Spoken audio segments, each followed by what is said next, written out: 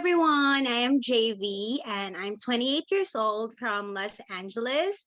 And I just want to welcome you all to this YSC Summit and this breakout session. Just a little bit about myself is that I was diagnosed last year, July of 2021, and I was 27 years old then. I've gone through chemo, double mastectomy, reconstruction, and currently I'm towards the end of my radiation treatment and I'm still undergoing targeted therapy. So I'm really happy to be of help today with the organization that made me feel that I am not alone in this journey. And it's an honor for me to be a moderator, though I'm a little bit nervous, but I just wish that we're all going to have fun as we go along. So let's get this sexy party started and enjoy. So, there are 87% of cancer patients, survivors, and thrivers that experience sexual side effects. And 78% of it wants to talk about it, but they choose not to talk about it. And today we will be talking about it. So, this is Between the Sheets Sex and Intimacy After Diagnosis. Our speaker for today is Dr. Sabitha Pillay Friedman. She is there.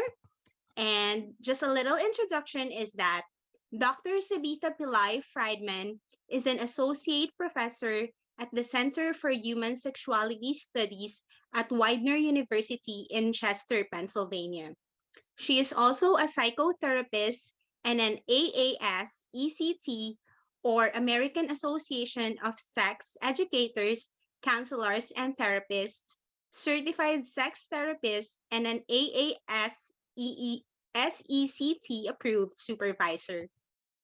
She works with individuals and couples in her private practice in Philadelphia. She has now over 25 years of experience in providing individual, couple, and sex therapy. Dr. Pillay Friedman presents nationally and internationally on wide-ranging topics related to relationships and sexuality. She frequently speaks to healthcare professionals, cancer survivors, and patients about cancer and sexuality, and her website is rittenhouserelationshiptherapy.com. Also joining us today is Sabita's student, who is Isomar Rivera Diaz, and so she could help us with the slides and the rest of the discussion. We will also have time for your questions, and you can put them down on our chat box below. So let's get this party started. I'm passing it over to Dr. Sabita.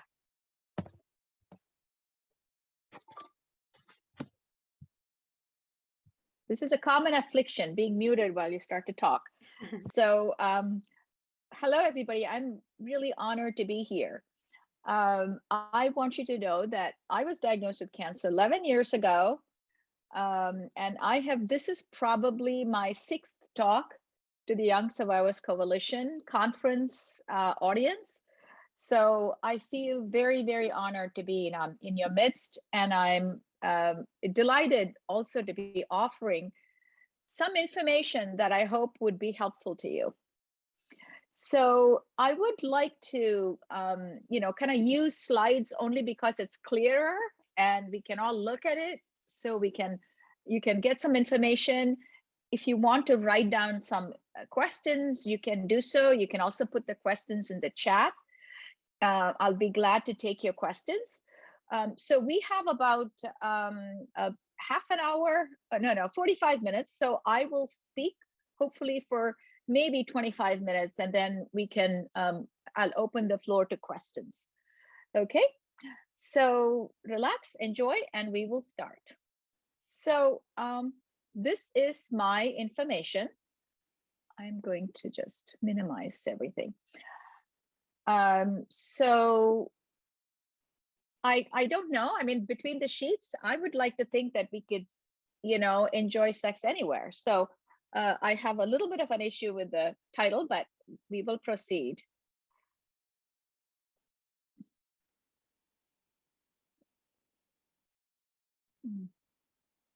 I'm trying to, oops, no, sorry. Okay, So I would like to begin with a little quiz. I would like you all to kind of, if you can raise your hand and answer, that's fine. But I would like to know if you all agree with this. These are, multiple choice questions, not multiple choice. These are yes or no questions. So there are physical changes. The physical changes after cancer treatment can affect sexual function. How many of you agree with it? So most people stop having sex after breast cancer treatment. Is that true or not? You can, I'm just asking you these questions so you can kind of think about them.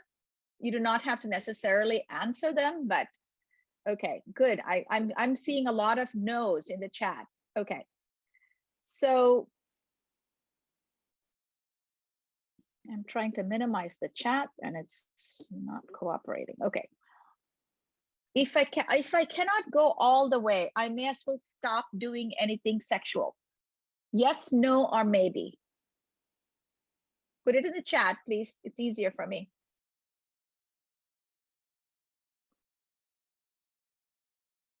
If I cannot go all the way, I may as well stop doing anything sexual.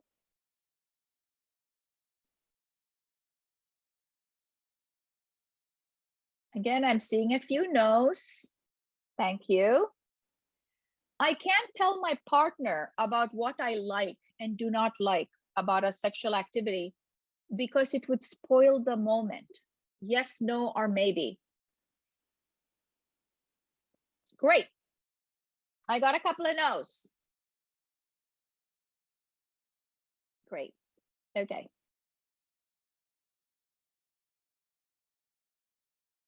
Maybe conversations are definitely better outside of the bedroom. Okay, that's fair, Adrian. Thank you.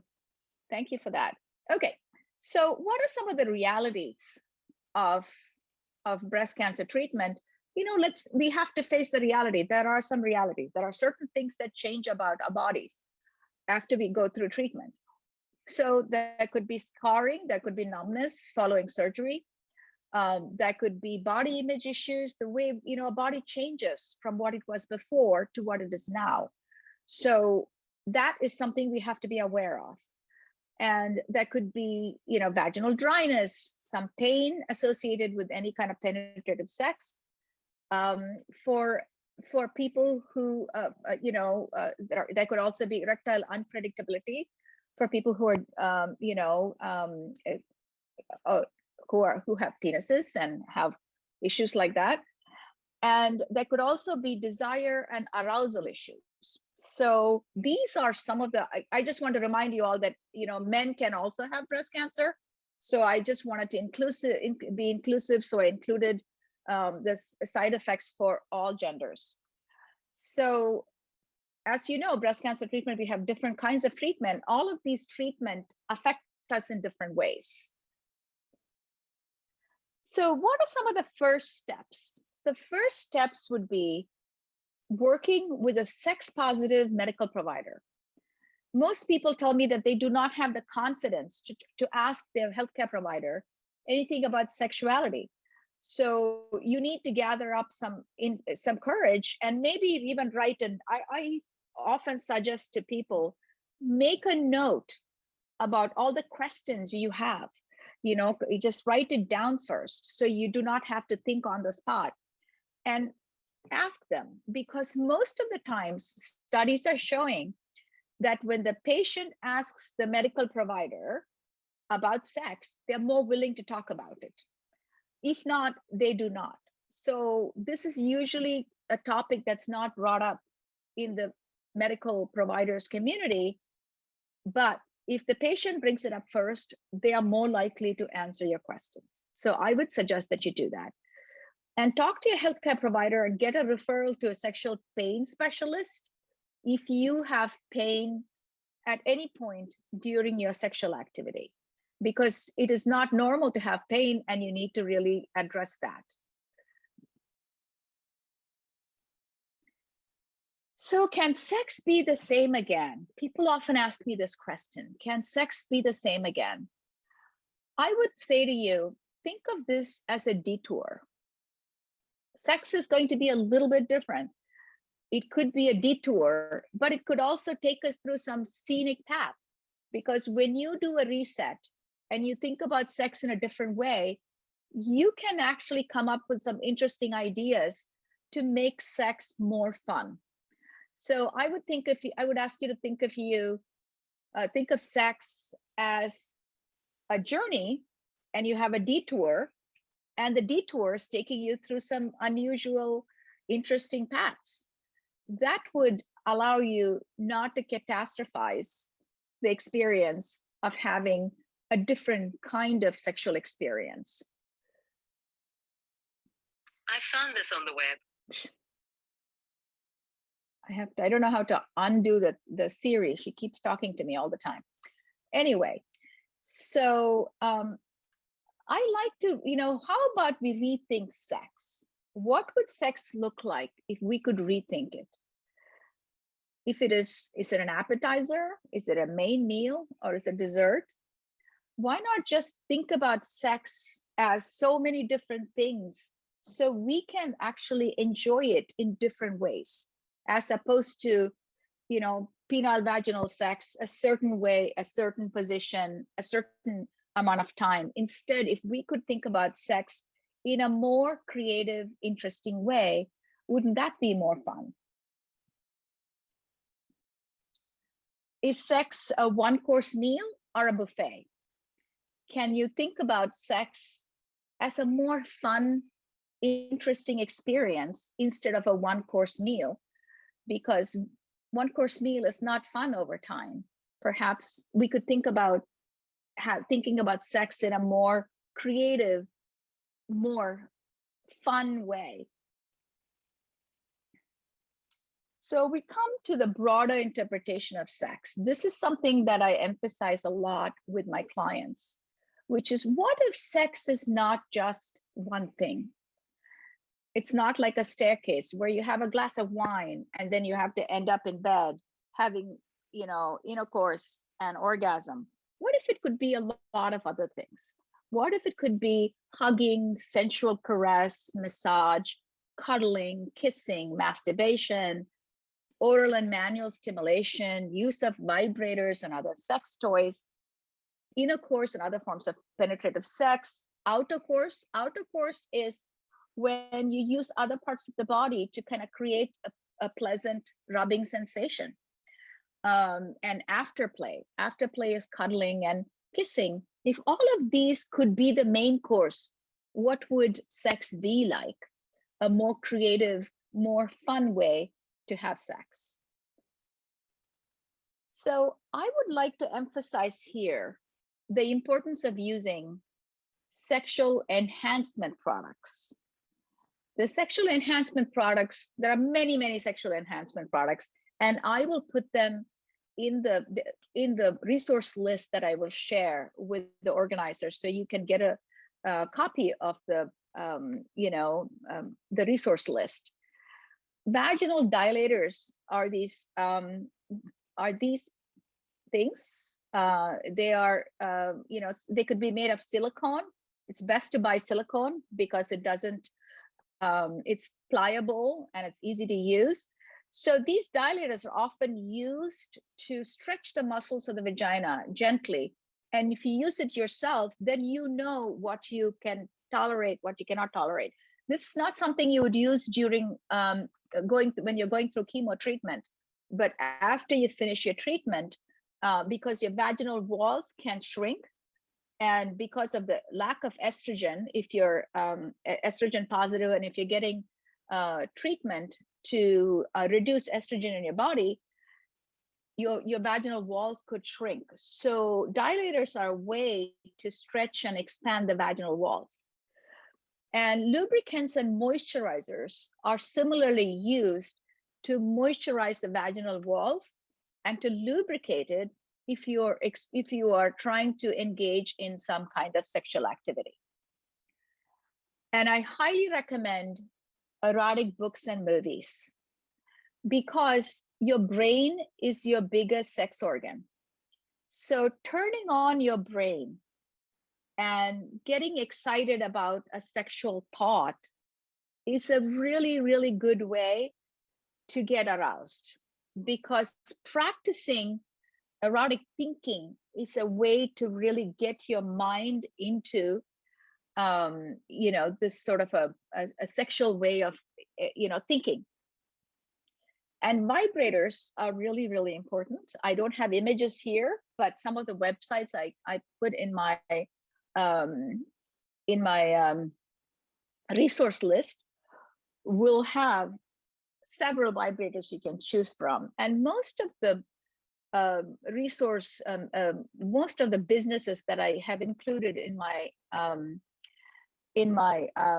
list have consultants who will talk to you about different vibrators and other sex toys and help you figure out what to use. And supportive pillows are also some ways to kind of support your body, and there are brands that you can use.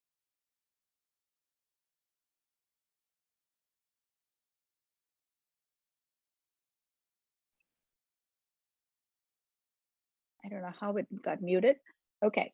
So there are, vibrators that you could use and other sex toys, supportive pillows, and O-Nut. This is the O-Nut. O-Nut is used to reduce the penetrative penetration to some extent. So this is used on the penis to shorten the amount of penetration. So this could be very, very helpful. And this is by a company called O-Nut. It's just called O-Nut. So this will also be in my resource list. And I have heard that most of the clients I work with talk very highly of it, and they love it. So we're talking about sex ruin the moment. I would say goodbye to the myth of spontaneity and welcome planned spontaneity. Most often couples will tell me, we just don't have spontaneous sex. We want spontaneous sex. Nobody has spontaneous sex. When you were dating, you did not have spontaneous sex. You planned your sexual activity. You chose your underwear appropriately, and you planned carefully how you're going to have sex. And so this is a myth of spontaneity. So you really need to sort of get over that myth and think about planned spontaneity. So I would say, decide when you want to be sexual. And it should be at a time when you are not too tired. Most people think that nighttime is the best time to have sex, but it may not be a good time for most people, especially if you're going through treatment and if your body is exhausted at the end of the day. You may want to, think about being sexual in the middle of the day, when the kids are in school and you have a few minutes. When I talk about sexual, I'm talking about all the range of sexual activities, not whatever you feel like doing, just establishing connection, physically touching each other, holding each other, all of that. Plan it at a time when you're not too tired, and share your turn-ons and turn-offs. Make sure that you talk to your partner about what turns you on. Your turn-ons and turn-offs may have changed after treatment. You may not want to be touched a certain way. You may not want certain parts of your body to be seen or touched. It's okay to share that with your partner. And also ask them, what are your turn-ons and turn-offs? So having this conversation can be really, really helpful, because you're on a journey, you have detoured and you're on a new journey in your sexual, as a sexual person. So you really need to give guidance to your partner about what works and what doesn't work, because your body has changed and your mind has changed as well. You can ask something like, what are you in a mood for today? And have your partner ask you similarly, because you don't always have to do the same thing every single time. Introduce play and humor. Joke about things that could be something you can have a conversation with. If you can bring in some humor from the past, perhaps that will be helpful. Sex does not always have to be serious, because when we make sex serious, then it becomes much more difficult to just relax and let go. So let us recap. Did I skip some slides? I'm sorry, there's slides that has been skipped. Okay. I do not forget people who are single and dating. I would like to spend a little bit of time talking about them. If you're single and dating, follow all the sexual health tips to keep yourself healthy. Discuss with a therapist or a trusted friend about your readiness to start dating. And carefully plan how and when you're going to talk to your dating partner about your diagnosis and treatment. And practice safe sex. So let's go over this a little bit. All the sexual tips I talked about, thinking, feeling good about yourself, using brain as your, the best, sexual, the brain is your best sexual organ, and communication and speaking about what you like and dislike. Use all of those sexual tips when you're dating. And you may or may not, depending on where you are in the treatment journey, you may or may not be ready to start dating yet. So speak to your therapist or a trusted friend about whether you're ready to start dating. And carefully plan how and when you're going to talk to your dating partner about your diagnosis and treatment. When I speak to young people who are dating, or anybody who's dating, they especially after cancer diagnosis and treatment, they ask me the same question. Do you think I should tell them in the very first meeting that I had cancer or I'm going through cancer treatment? I would say, first let them get to know you, so even on your dating profile, say who you are. Cancer is just one part of your narrative. It's not you, it's not everything about you. So I would say, talk about yourself and who you are, your interest, and then talk about the diagnosis and treatment. It doesn't have to be the first thing you say to them. Practice safe sex especially when you're dating. This is very important. So let's recap. Knowledge is power. It's important to learn about the sexual side effects of treatments. So it's important to know there are certain things that are going to change about your body. Find ways to manage sexual side effects by speaking to a healthcare provider, by using some of the sexual enhancement products. And also put cancer in its place. It's only part of your narrative. It's not your entire narrative. It's not your entire story. So broaden your definition of sex. I want to stop share for a minute because we've had a few stops and starts. I want to ask you all if you had any questions, any thoughts about what I presented so far.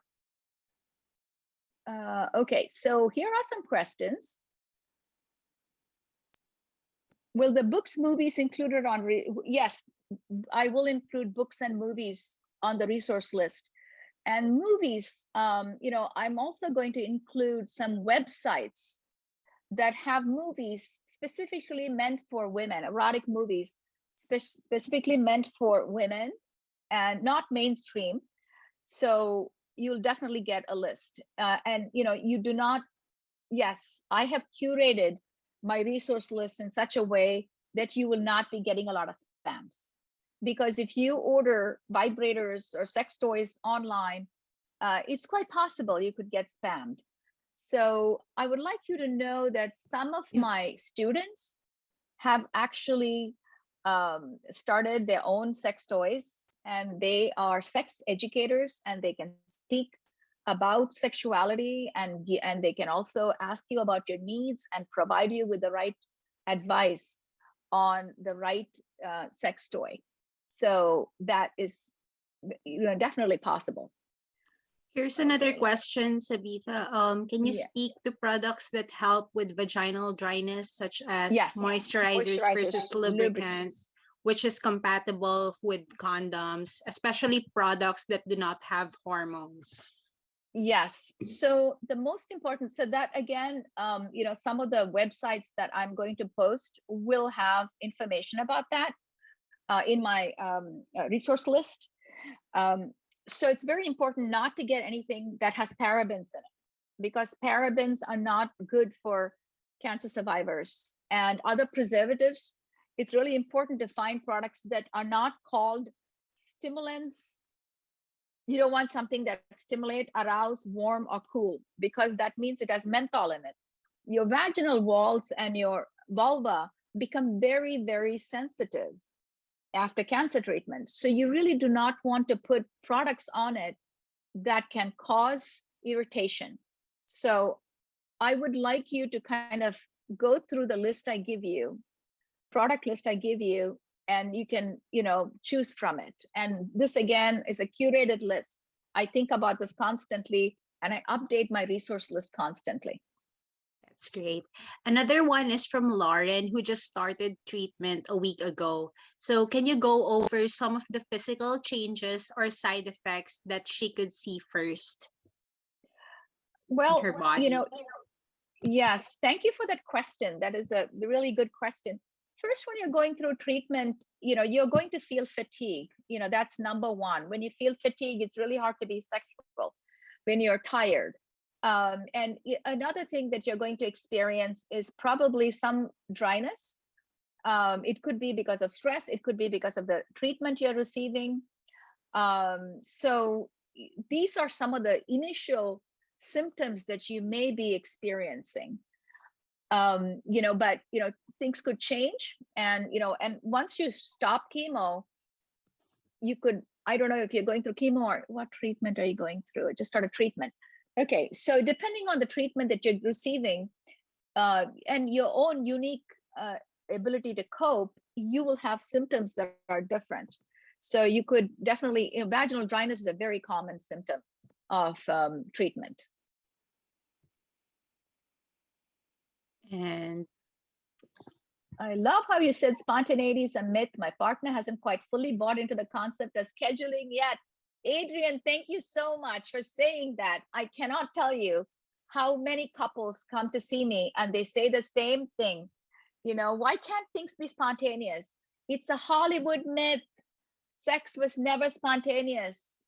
Please tell your partner that that sex was not spontaneous when you were dating. Didn't you plan to have sex? So spontaneity, the myth of spontaneity really works perhaps in the very, very early stages of a relationship.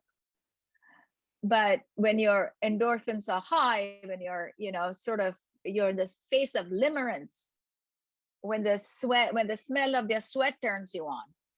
But things change in long-term relationship, things change. So if you keep waiting to be spontaneous, then sex will never happen. Adrian, please talk to your partner. Adrian was also asking, or she Mm-hmm. said that I was recently told that my pudendal nerve seems to Yeah, be inflamed, was given a low estrogen cream to try, still need to pick it up, and working with pelvic floor therapist. great. But do you have any other tips? It is so bizarre to have a sensitive clitoris and is kind of a killjoy for the non-penetrative activities. That is a great point. So yes, our whole body can, certain parts of our body can get inflamed with the treatment, because the treatments for cancer, they're trying to save our life. So the treatments are not always the most sensitive to our bodies. It is actually meant to protect us and to save us. So the pudendal nerve can get inflamed, and yes, the clitoris can get very sensitive. I would say to you, Adrian, use plenty of lube. Use plenty of lube, and also you figure out through your own masturbation what feels good and what doesn't feel good. What kind of a touch feels good? There is a great website. It's called OMGS. It's in my resource list, OMGS. So what it does is you can actually show your partner, I like to be touched like this. See that feather touch? That's what I want.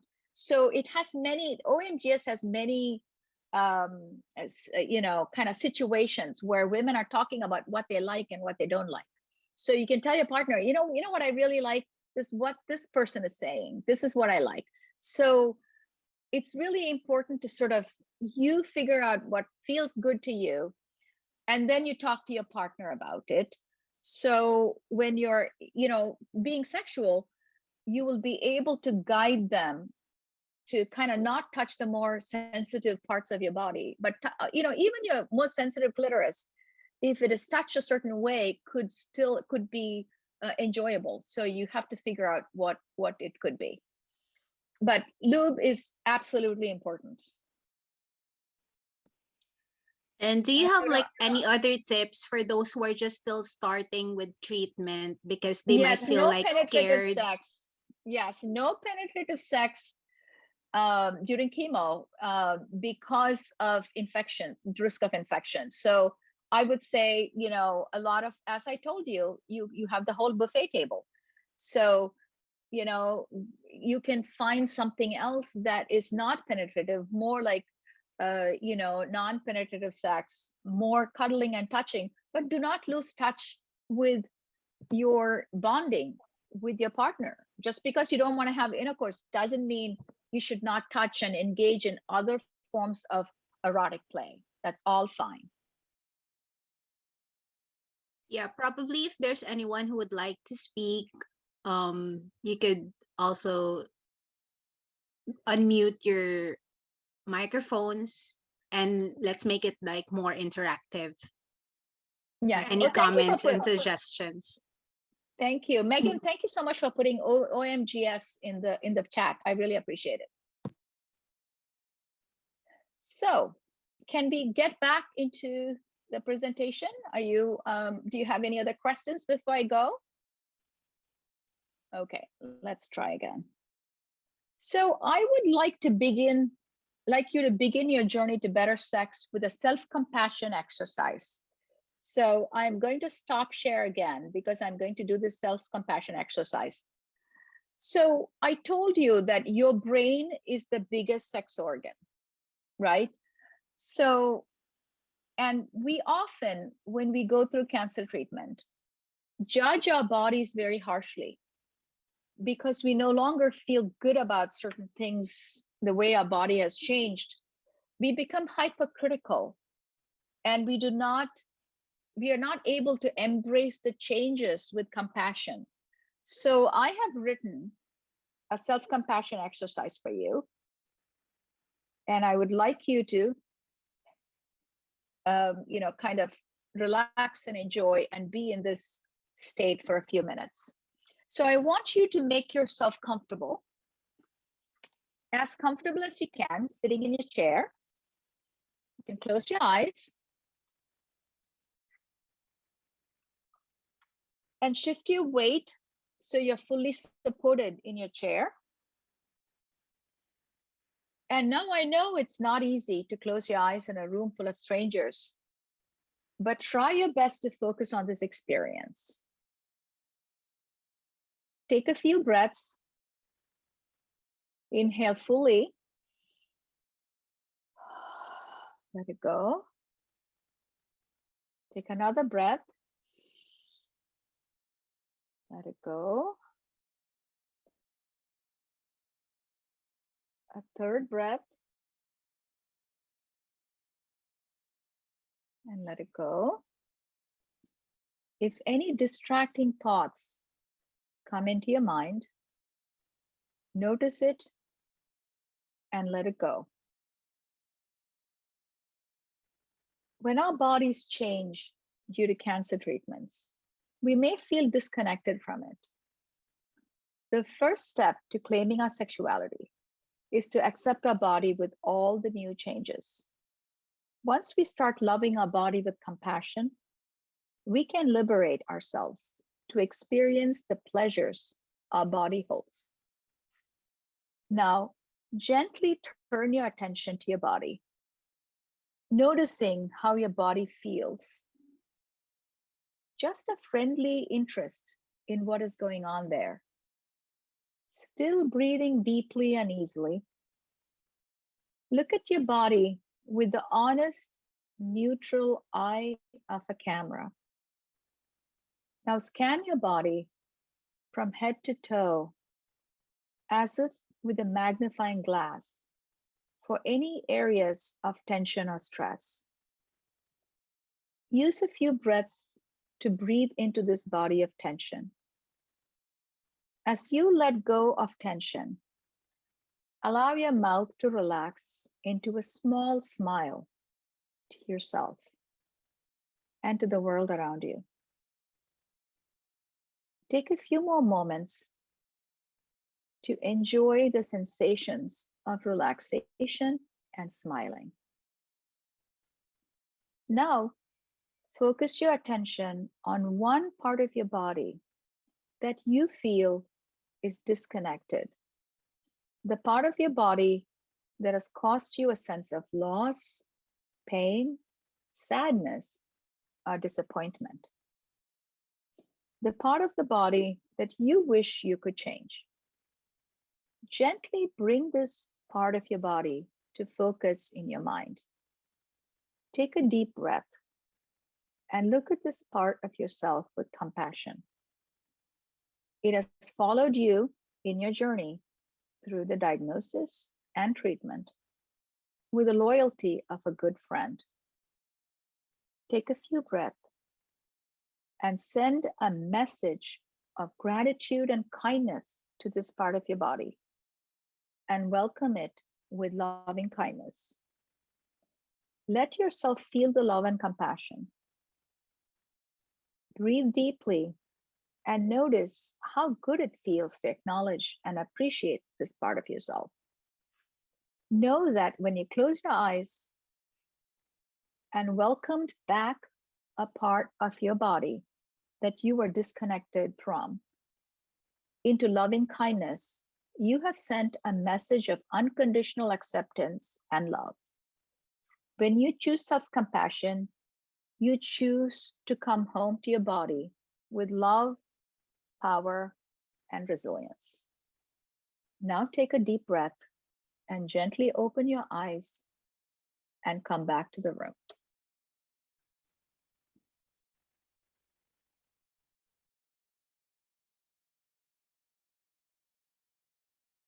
How did that feel?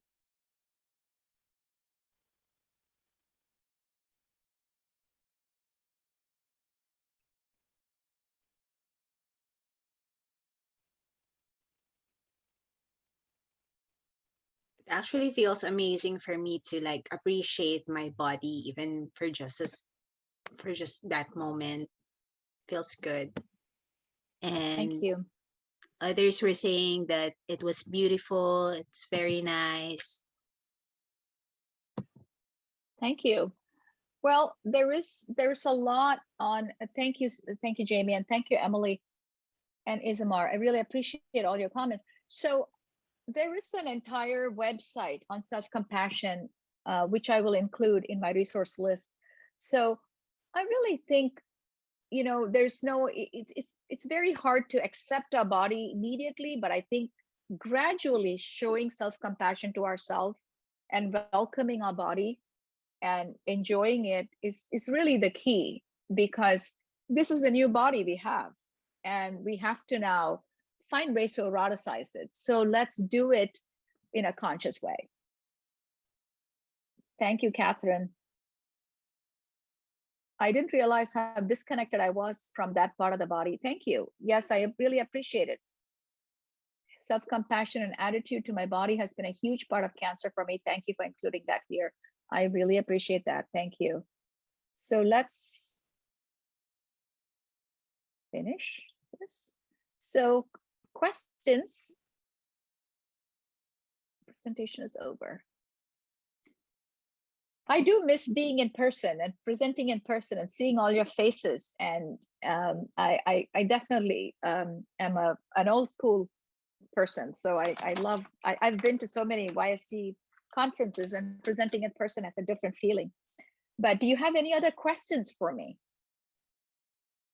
Any other questions? Or probably they could just contact you in case they're shy. Okay. So Laura is asking where we can find your resources list. Yes, I'm going to email it to the. I'm going to email it to The organizers. the organizers. Jamie will get it, and then she will post. She'll send it to everybody. This is my website. If you go to my website, oops, I left a gap here. There should be no gap. Rittenhouserelationshiptherapy.com. I am the spokesperson, the sexual health consultant for Unite for Her, which is another great organization, just like YSC. And you will find, a lot of resources on their website as well. So I will let you go to the next one. Next one is a general session. So I wish you all well. Please reach out to me if you have more questions. And if you look at the resource list, and if you have more questions, please contact me. I'll be glad to answer your questions. Yes, thank you so much, Sabitha. Thank you. And thank you, everyone. Yeah, so we could head on to the YSC website for the next session in the summit. So yeah, see you there. Bye-bye. Bye-bye. Thank you.